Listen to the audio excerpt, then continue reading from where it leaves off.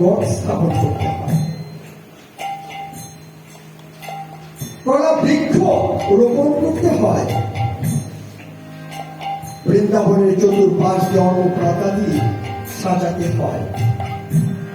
তার দুব্বা তুলসী ফুলা বরন্তি রবিবাস কীর্তনে এই তুলসী হরে কৃষ্ণ সুন্দর করে এই অধিবাসকে সহযোগিতা করে। কারণ আজকের অধিবাস কীর্তনে আমরা 64 মহন্ত, দ্বাদশ গোপাল, অষ্ট কবিরাজ তাদেরকে আহ্বান করি, পঞ্চতত্ত্ব তাদেরকে আহ্বান করে আজকে যোগ্যতা নিমন্ত্রণ করি আমরা আসব। আর প্রভুর কাছে সেই নিয়মটা প্রভু জগৎবাসীকে দেখিয়ে গেছেন বৈষ্ণবকে কিভাবে সম্মান করতে হয়। কারণ প্রভু জগৎবাসীকে বুঝিয়ে গেছেন বৈষ্ণবের কৃপা ব্যতীত কখনো সে নামযজ্ঞ পূর্ণ হয়।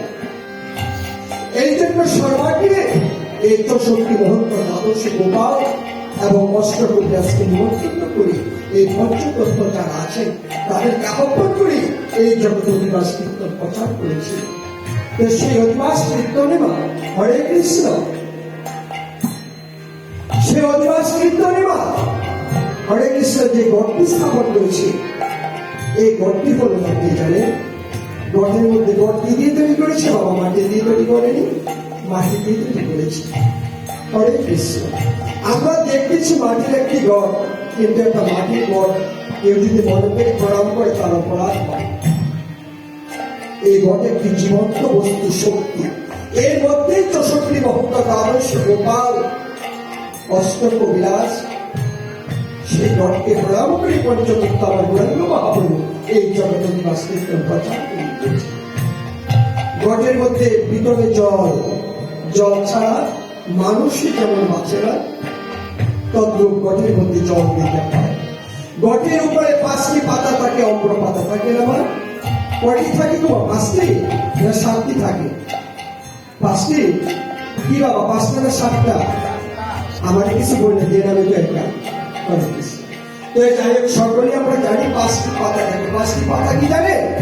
এই গড়ের পঞ্চ আত্মা, যেমন মানুষের জীবনের পঞ্চ আত্মা আছে, গড়ের পঞ্চ আত্মা হল অগ্রপৌঞ্চ। এর উপরে একটি নারিকেল দিয়েছিল, এই নারিকেলটি হল বিশ্বামিত্র মুনির মস্তক। এর উপরে দান, দুর্বা, পুষ্প দিয়ে পুজো করেছি। তো প্রশ্ন জানতে পারে, বাবা দান আর দুর্বা দিয়ে গড়টি পুজো কেন করে? আমাদের অনুষ্ঠানে কেন ঘটিবা কি বাবা গোপ পাইতেছে অধিবাসী একটু বা দেরিতে দেওয়া হয়েছে, একটু সজাগ থাকিবা।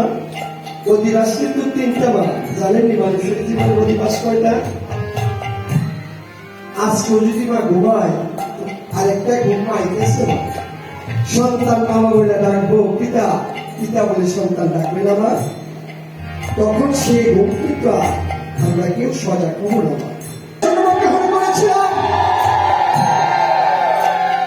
সেদিন যখন অসুচ ব্রত পালন করেছিলাম, একটি অধিবাস কীর্তন করে স্নান করে দাম বিভাগের আশীর্বাদ করে অধিবাস করেছি।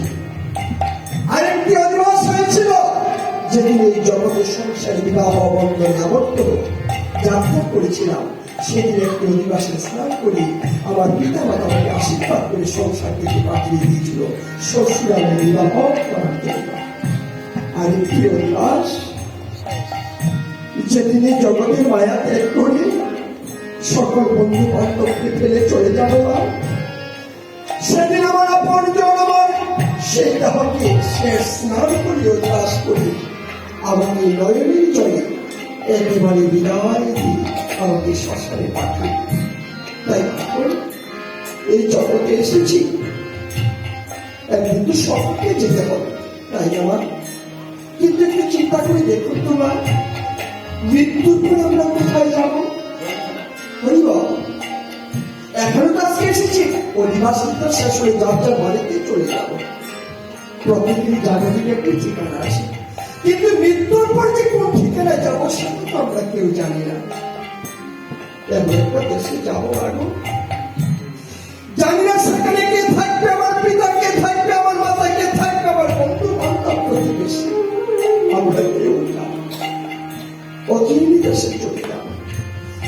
কিন্তু এখন এই অচিন দেশে যেদিন চলে যাবো বাবা, সেদিন তো সাথে করে আমাকে কেউ কিছু দিয়ে দিতে পারবে না। জগতে এসেছি শূন্য হাতে, এই শূন্য অবস্থায় জগৎ থেকে যেতে হবে।